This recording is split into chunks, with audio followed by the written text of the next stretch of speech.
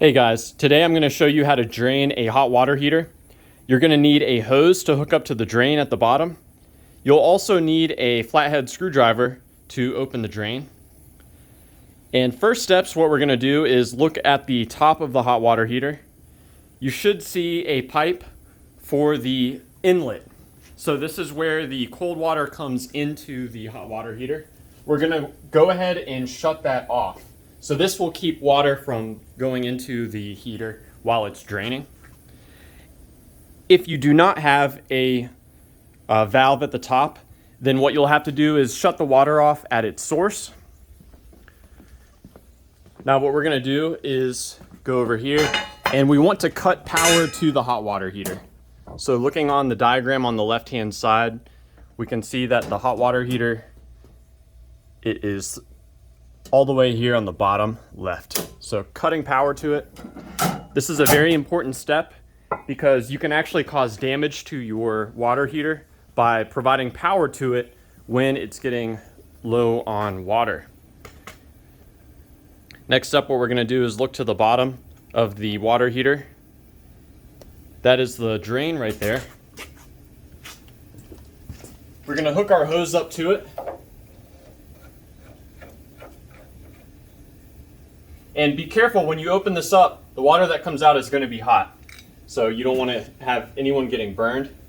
And now we're going to take our flathead screwdriver, put it here, and we're going to open this up. So we're just going to back this out until it stops on its own. At this point, water will be leaking, or draining rather, out of the bottom of the water heater. Now let's follow the hose outside. The hose I'm using is much too long, but it's really the only hose that I have. We can see here a little bit of water is trickling out, but not as much as you would expect. If we really want this to drain quickly, what we're going to have to do is go inside the house and open a faucet. So we're going to have to open the hot water on one of the faucets. This will allow air to come in. So here I'm at the bathroom faucet. I'm going to open the hot water side, and I can hear the air coming out, or I can actually hear air going into it.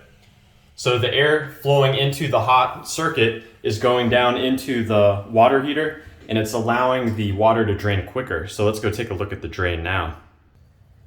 So now we can see with the faucet open, the water is draining much more rapidly.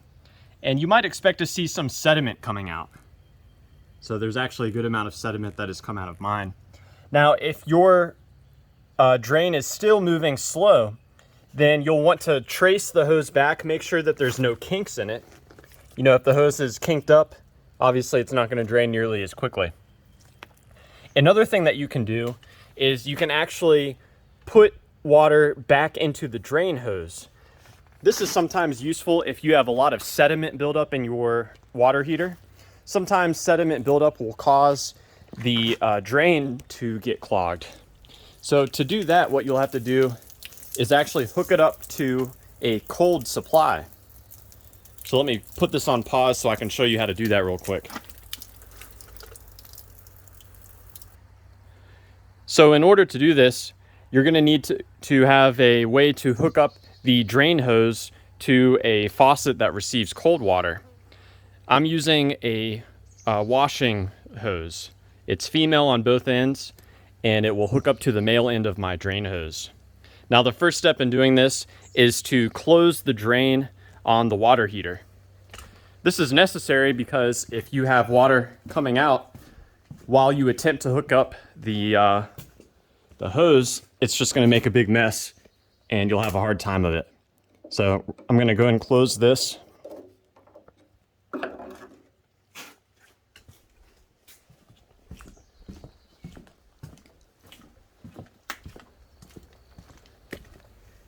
Next step is to hook up the drain hose to our water supply.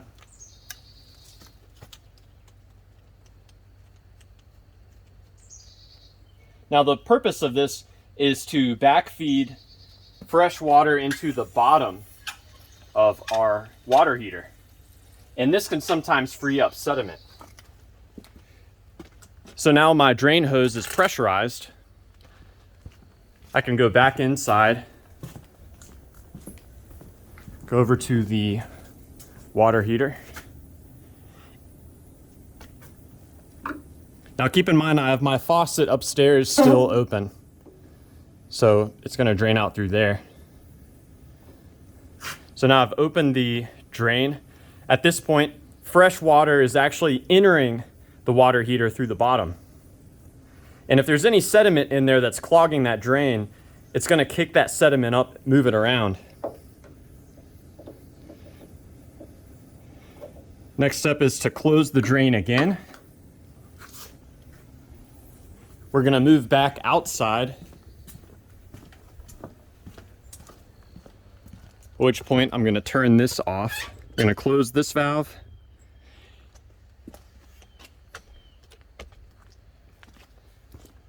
I can disconnect my drain hose, and it's going to be under some pressure.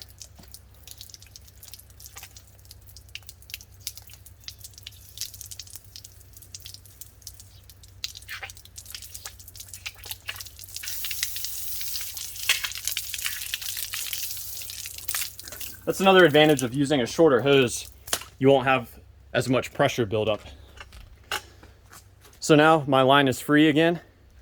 Let's open this drain back up and we'll see if it drains any quicker. We can also check to see if there's any additional sediment that comes out. So my drain's open now. Let's go check it out.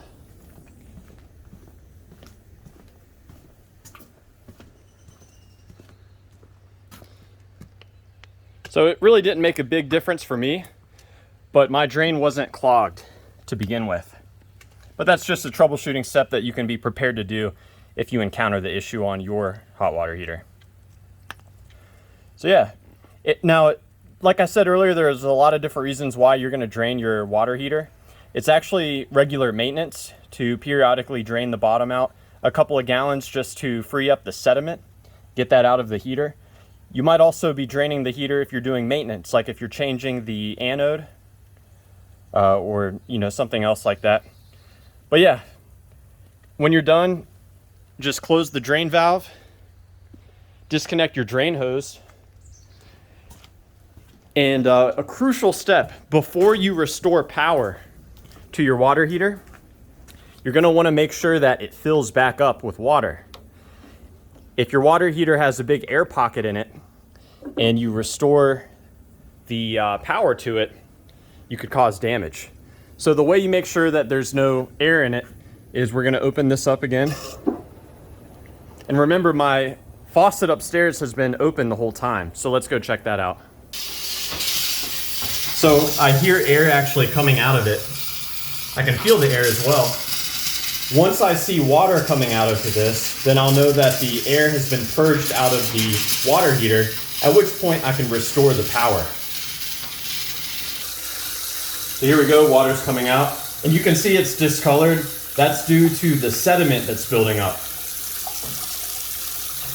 If your faucet has an aerator, you may wish to replace that at this point. But yeah, let's go and restore power to the water heater. So I'm back at the breaker. All of the air has been purged out of the water heater, so now I can restore power to it. So yeah, I hope that this video has been helpful. Please do let me know down below if you have any questions or any helpful advice about water heaters. Thanks for watching.